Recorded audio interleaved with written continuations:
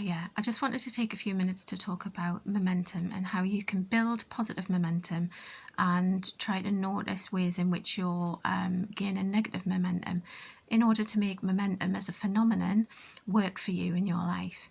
So, a person who's severely depressed is experiencing an extremely low level of positive momentum in their life and a high level of negative momentum in their life. That's usually what's most likely to trigger uh, a, a, an episode of depression. And it makes sense intuitively, doesn't it? That's not saying that it's anyone's fault for experiencing those levels of momentum. It's just a factual description of what's going on.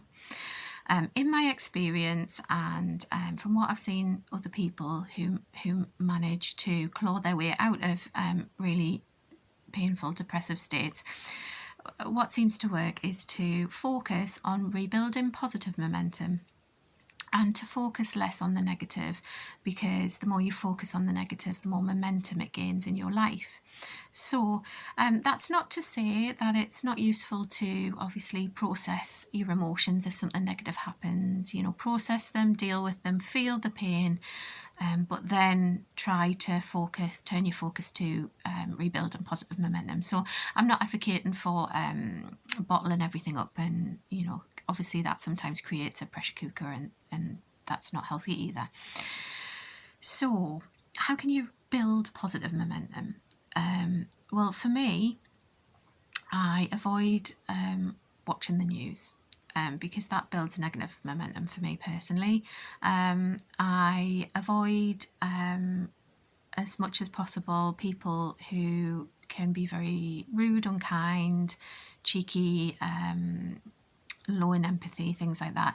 And I seek out people who I find kind and high in empathy and kind and safe to be around. But there are small ways that someone can rebuild positive momentum.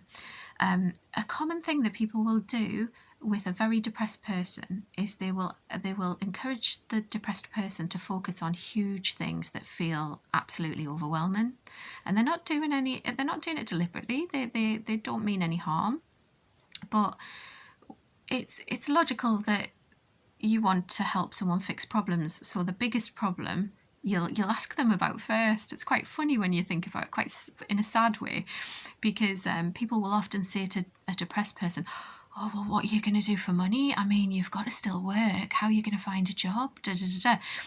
Can you imagine how terrifying that feels, to be encouraged to focus your thoughts on something that huge on a day where you're finding it hard to get out of bed? It's so obvious when someone points it out. Nobody does it deliberately and maliciously. Well, I'm very rarely anyway. But can you see how asking those kind of questions about huge things to a depressed person is going to feel really overwhelming? So, how to help a depressed person rebuild positive momentum? Everyone's different. It's a bit about learning which small things work for which individual, all right? But common small things that will help a depressed person to rebuild positive momentum in a doable, non-overwhelming way will be things such as encouraging someone to take their meds today if they're on meds. I know that some people will have the belief that antidepressants are not the answer and are bad for you, but I would say if someone's currently very depressed and is currently on medication, at that time when they're that depressed, it's not constructive to think about, oh, well, maybe there's other alternatives.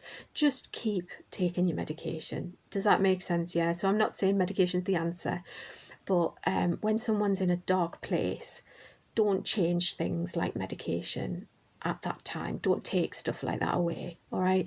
So I'm not talking about the bigger picture. Are antidepressants good for people? But I'm talking about someone who's currently on antidepressant medication and is in a dark place. Always encourage them to take their medication. Also, when they're up to it, encourage them to talk to their doctor about how their medication doesn't seem to be working. But do not encourage them to suddenly stop taking their medication. And I hope that that makes sense and it's wise, trust me. So that's a small thing, obviously. I mean, compared to how are you going to find a job? Do you see how that is much less scary, much less overwhelming? For some people, it is drinking a glass of water, rehydrating, little tiny things that can push you in a more positive direction. You feel worse when you're dehydrated. Personally for me, like I say, everyone's going to be different. For me, cleaning my teeth often makes me feel a little bit better and start that positive momentum building. And what you will notice if you encourage people you love and care about to do small manageable things to help themselves and build positive momentum, they will often lead automatically to bigger positive momentum things. All right, so a real life example from yesterday for me.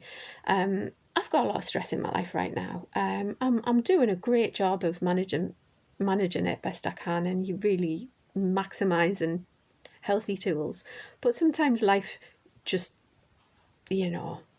sometimes it's a challenging environment. So I did something yesterday to help myself. I went to talk to someone who I trusted would be kind and empathic, and like who was safe to talk to about how I was feeling. And it did help. And from that, although I felt better when I left that person, and I felt up to doing more yesterday because of it. So it had a knock-on effect because I'd jump started that positive momentum. Do you see what I mean? So sometimes you'll find if you encourage someone you love to clean their teeth, drink a glass of water, eat some nutritious food, take their medication, a small thing like that will often have the knock-on effect of once they've done that one thing, they'll do a couple of other things as well. So for anyone wondering, it must be so exasperating. It's awful to see someone you care about in so much pain. From someone who's been there and got the t-shirt in every colour, like that's a really good way to approach it. The more it's going to give that person the best possible chance of eventually dealing with the bigger things. So I hope this is helpful to someone.